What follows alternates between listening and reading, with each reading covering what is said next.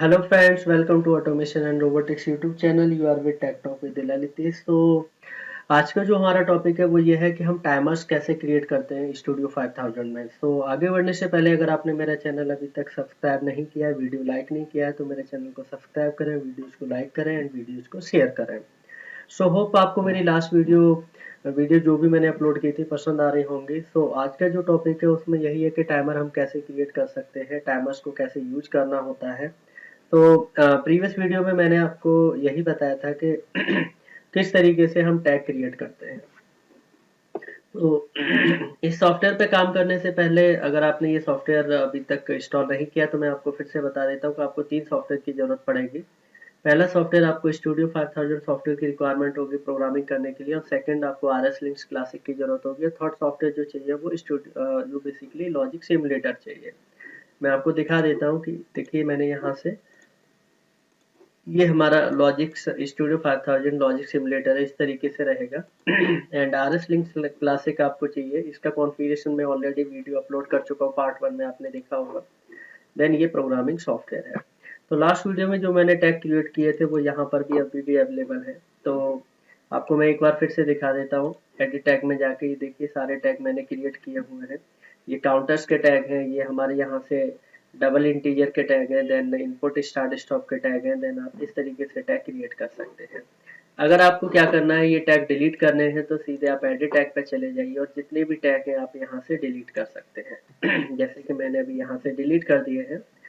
जैसे कि मैं एक बार फिर से आपको बता देता हूँ कि कैसे टैग क्रिएट करेंगे। तो सबसे पहले मैं यहाँ पर जो आज बताने जा रहा हूँ, एक स्टार्ट और स्टॉप लॉजिक के लिए मेरे को दो टैग चाहिए होंगे, दो इनपुट चाहिए होगा, एक इंटरनल बिट चाहिए होगा ऑन ऑफ कराने के लिए, एंड टाइमर्स का टैग डिफाइन करना होगा। तो मैं आपको एक बार फिर से बता देता हूँ। न्यू टैग में जाएंगे, जैसे मैंने यहाँ पर लिख दिया स्टॉप में करा रहा हूँ 0 नंबर इनपुट से, और यहाँ पर लिख लीजिए दिस इज फॉर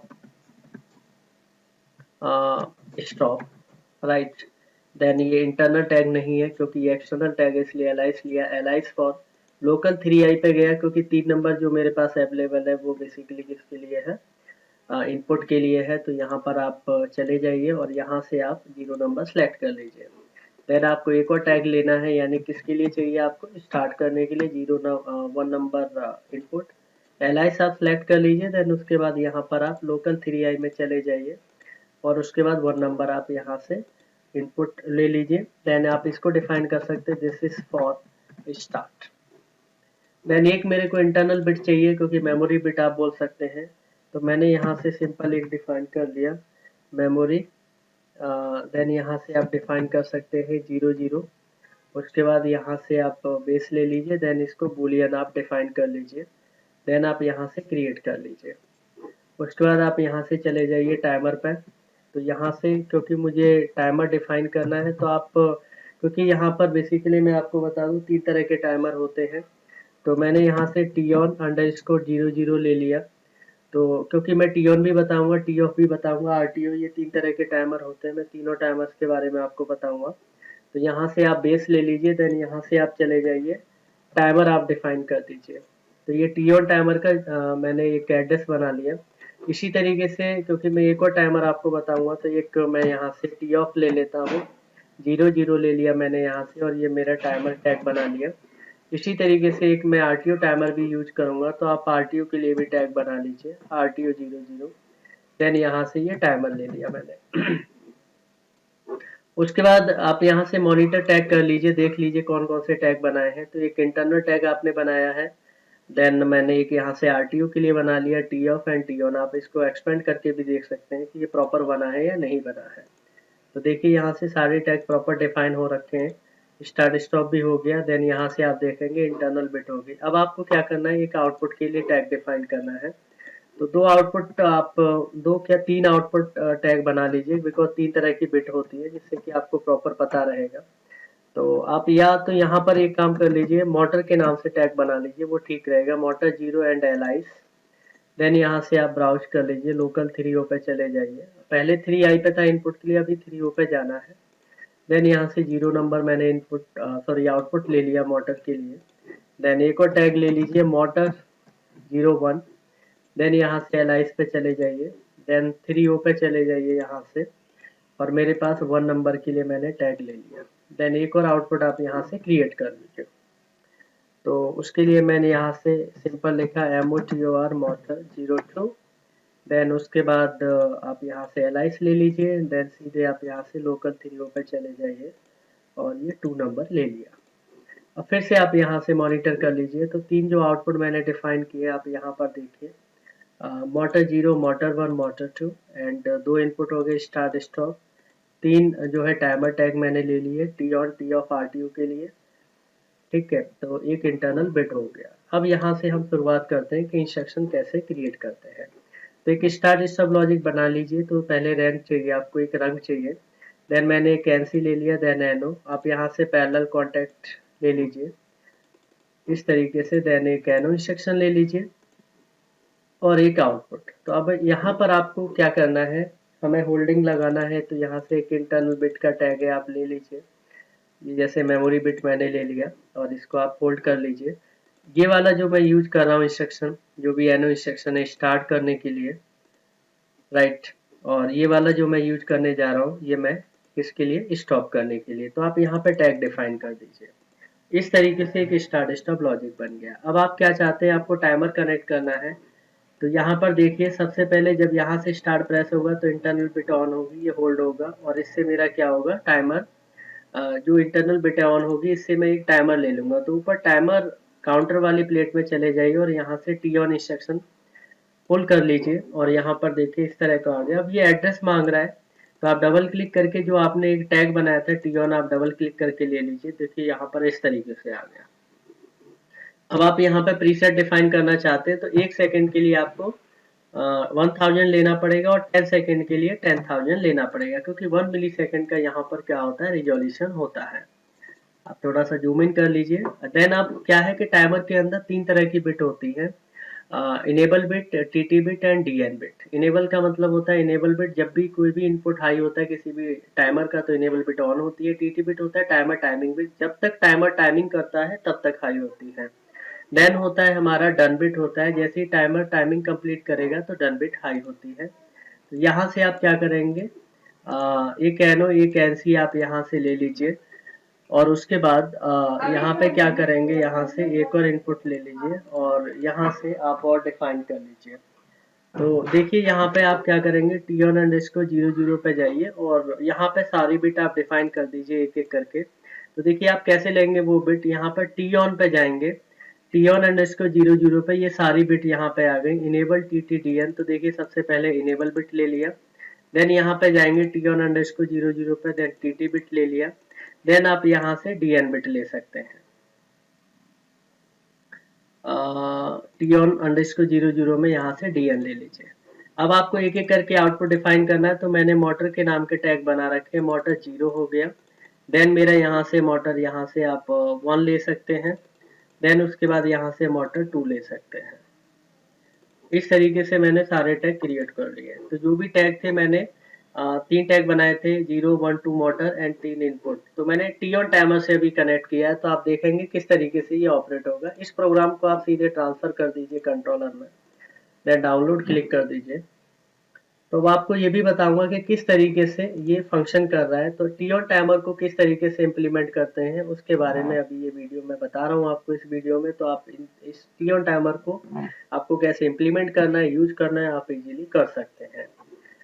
तो आप देखिए ये अभी डाउनलोड हो रहा है controller back to run mode और ये IO के कंट्रोलर रन मोड में है। अब देखिए यहाँ पर सबसे पहले इनेबल बिट है जिससे मोटर 0 कनेक्टेड है, TT बिट है जिससे मोटर 1 कनेक्टेड है, DN बिट है जिससे मोटर 2 कनेक्टेड है। तो एक बार मैं आपको बता देता हूँ प्रोग्राम क्या हो रहा है अभी। जैसे ही मैं स्टार्ट बटन प्रेस करूंगा इंटरनल बिट यानी मेमोरी बिट ऑन होगी। देन ये होल्ड हो जाएगा। क्यों होल्ड हो जाए, क्योंकि पैरेलल मैंने यहाँ पे सेम होल्डिंग बिट लगा रखी है। ये बिट ऑन होगी यानी मेमोरी बिट यहाँ पर भी ऑन होगी जिससे कि टी ऑन टाइमर चलेगा। टाइमर में मैंने 10,000 वैल्यू दे रखी है क्योंकि वो 1 सेकंड के लिए 1000 आपको देना होता है, क्योंकि 1 मिली सेकंड का रिजोल्यूशन है। तो मैं आपको बता दूं जैसे इंटरनल बिट यानी मेमोरी बिट ऑन होगी तो टाइमर चालू होगा, उस समय इनेबल और TT बिट ऑन हो जाएगी। इनेबल बिट क्यों ऑन हो रही है, क्योंकि जब भी टाइमर को इनपुट मिलेगा तब तक ये इनेबल बिट ऑन होती है। तो इनेबल बिट से जो मोटर नंबर 0 है कनेक्टेड है वो ऑन हो जाएगी।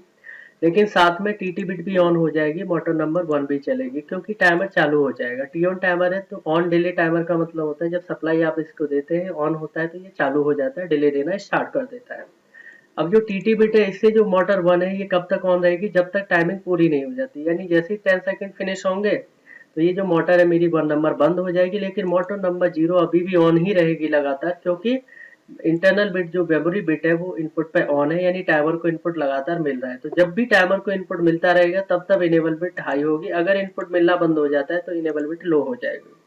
अब जैसे ही टाइमर टाइमिंग पूरी कर लेगा तो डीएन बिट ऑन होगी, यानी जब आपकी टीटी बिट लो होगी तो डीएन बिट हाई होगी, जिससे कि मोटर 2 चालू हो जाएगी, मोटर 1 लो हो जाएगी। इस तरीके से टी ऑन टाइमर की वर्किंग होती है। तो मैं आपको इसको ऑपरेट करके दिखाता हूँ। फिर यहाँ से आप फोर्स ऑन कर लीजिए, फिर उसके बाद यहाँ से आपको सारे फोर्सेस इनेबल करने होंगे।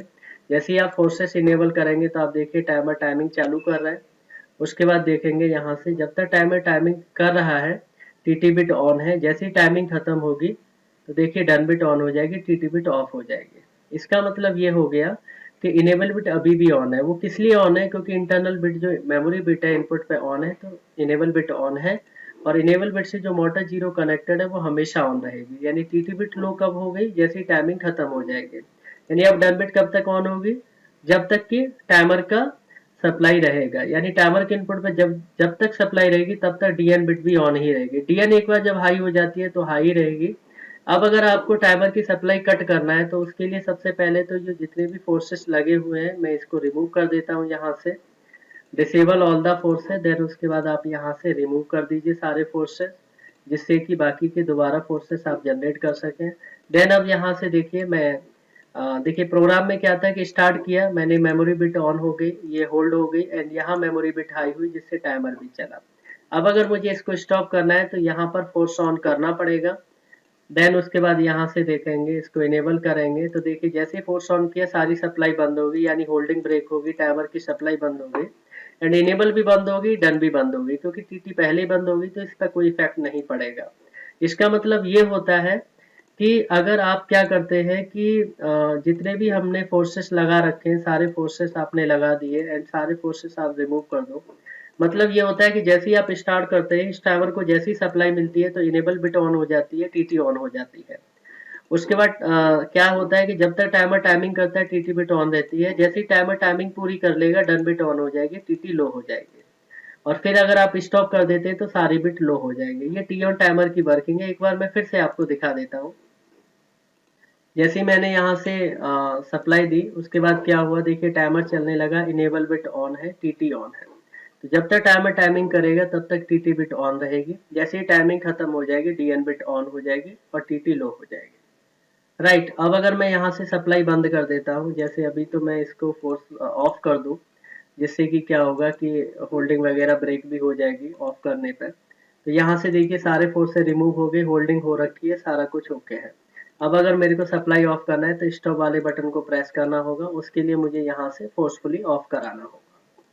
तो देखिए यहाँ से मैंने फोर्सफुली ऑफ कराया, अब सारे फोर्स रिमूव किए तो देखिए सारे आउटपुट हमारे ऑफ हो गए। तो इस तरीके से हम टी ऑन टाइमर क्रिएट करते हैं। और होप आपको मेरा ये वीडियो पसंद आया होगा, तो आप टी ऑन टाइमर पर प्रैक्टिस कर सकते हैं, इम्प्लीमेंट कर सकते हैं। और आगे की वीडियो के लिए लगातार मेरे चैनल को फॉलो करते रहें, सब्सक्राइब करें, लाइक करें, वीडियोज को शेयर करें फ्रेंड्स के साथ। तो होप आपको मेरा ये वीडियो पसंद आया होगा, तो आगे वीडियो के लिए लगातार फॉलो करते रहें। तो thanks for watching my videos. Thank